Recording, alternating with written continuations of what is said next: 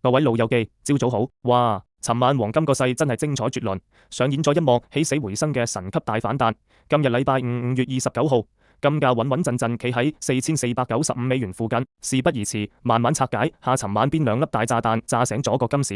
第一係美國公咗美聯儲最睇重嘅 PCE 通脹數據，好在完全符合預期，兼且環比放緩，加上首季 GDP 被下調到1.6%，失業人數又多咗，班炒家即刻嚇到將今年美聯儲加息嘅預期一刀斬到剩返45%。第二更震撼，中東那邊居然傳出美伊已經簽咗停火60天同仲開放以穆茲海峽嘅草案，依家就等特朗普簽字，和平曙光一現。油價同美金 DXY 跌穿99，即刻腳軟。通脹警報一除，加息預期又減溫，班抄底資金尋日喺4366美元附近，即係200日線，好似見到寶咁瘋狂湧入，全日狂飆近40美元。睇埋技術面 ，RSI 升反上48，KD 指標直情喺低位打咗個好靚嘅黃金交叉向上衝，代表短期內多頭買家已經攞反個主導權。今日沒收官，上面阻力先睇4520美元至4535美元，下面支持位移反上去4460美元。尋晚睇定數據，喺低位執到平貨嘅朋友，今日可以翹起雙手睇好戲啦。最後提提你，內容僅供參考，